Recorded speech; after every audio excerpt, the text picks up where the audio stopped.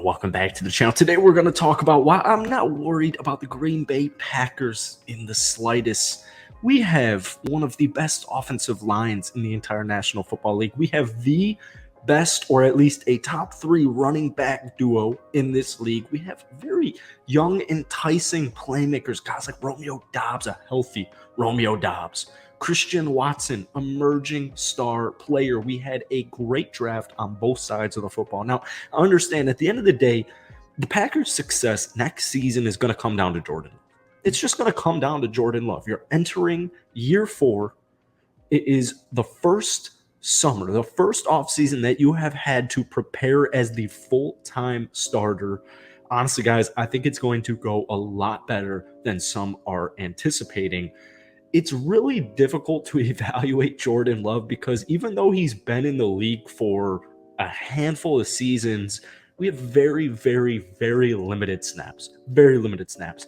The one reoccurring theme with, especially last season, we take a look at the Chiefs game, we take a look at the regular season game against the Philadelphia Eagles towards the end of the season, where Jordan Love absolutely lit them up. We have very limited snaps. All right, limited sample size.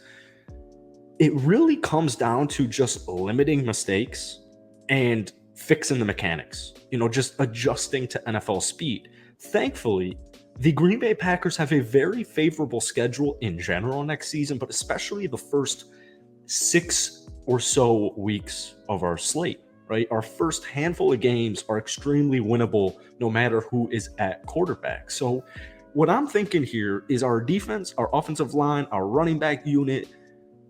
If Jordan Love can just limit turnovers, limit mistakes in the first half of the season, the Green Bay Packers should be over 500. All right, they should definitely be over 500. And then towards the end of the season, that's when things are going to get interesting.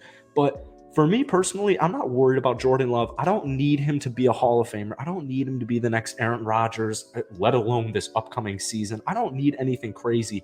What I do want to know is, what do we have? And by the end of the season, we're going to know exactly what we have with Jordan Love. So with Jordan Love's future with the Green Bay Packers, it remains to be seen. I'm feeling hopeful. I'm feeling confident on it. However, if not, well, at least the Packers can kind of pivot from there. One of the main reasons I love this Packers team is our running back unit. Aaron Jones, A.J. Dillon, those are 2 starting running backs, and they're both on the Green Bay Packers. Last year, Aaron Jones had a career year. All right, he rushed for 1,121 yards. He also had a career high 59 catches for 395 yards. I mean, we're looking at almost 1,500 total yards from scrimmage right there. And like I said, doesn't end just there. We have A.J. Dillon, 4th year back. He's more of a physical body in the trenches. You kind of warm up with A.J. Dillon warm up with Aaron Jones, and then late in the game when the defense is exhausted, you throw in A.J. Dillon. Last season, 770 rushing yards, 7 touchdowns. He's excellent in the red zone. But at the same time, we saw a lot of improvements, a lot of strides in the right direction in the passing game. Last year, 28 catches, 206 yards. Having this 2-headed monster at the running back unit does wonders, or it's going to do wonders for Mr. Jordan Love. So, hopefully the Green Bay Packers next season, I'm thinking at worst, we're going to have a top 10 statistical rushing offense. As long as these guys stay healthy, as long as at least one of them is healthy, they're going to ease a lot of the burden on Jordan Love's shoulders, essentially. So then we take a look at the quote-unquote inexperienced wide receiver room. Last year, Christian Watson, Romeo Doubs, banged up.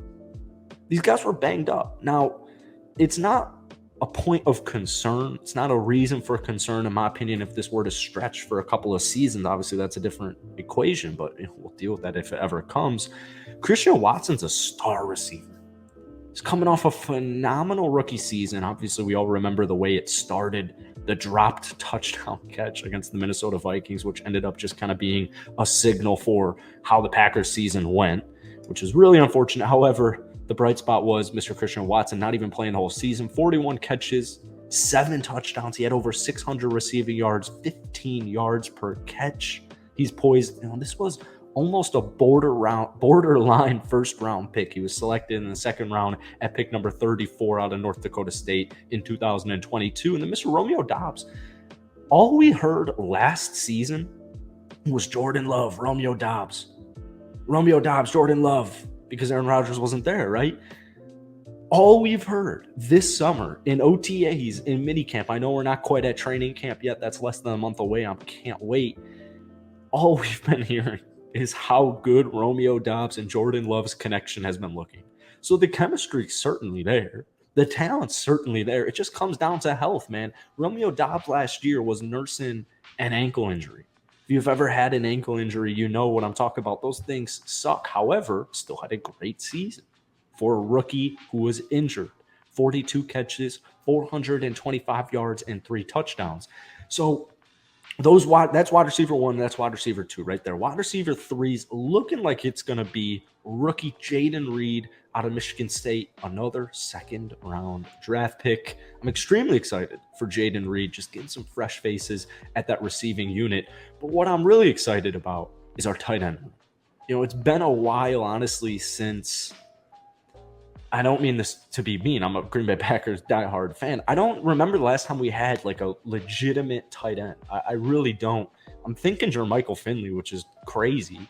Loved the draft picks with Luke Musgrave and Tucker Kraft. These are the tight ends of the Green Bay Packers' future.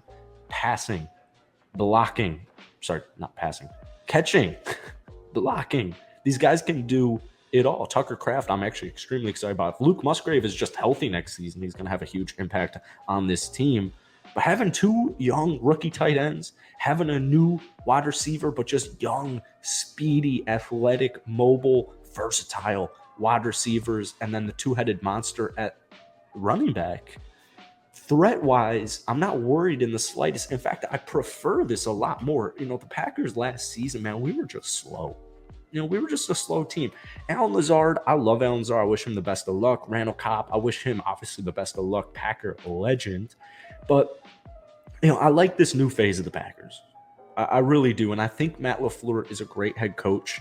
And we're really going to learn a lot about not only Matt LaFleur, but Jordan Love next season. So all of our questions are going to be answered by the time the season ends. It's not going to be pretty at all stages. It wasn't even pretty at all stages in Aaron Rodgers' tenure. You're going to go through hiccups, especially as, not a rookie quarterback, but as your first year as the starting Q. But I think the pieces around him are just setting us up for the future. And once again, we still have one of the best offensive lines in the entire National Football League. I get it. Not everybody loves our DC. I get it. But at the end of the day, the Green Bay Packers have at worst a middle-of-the-pack defense. We have some absolute studs. Kenny Clark, Jair Alexander, a healthy Rashawn Gary. There's so much to be excited about on the defensive side for the Green Bay Packers. So that's it for today, man. If you enjoyed it, be sure to hit that like button, hit that sub button for daily NFL content, and I'll see you guys later.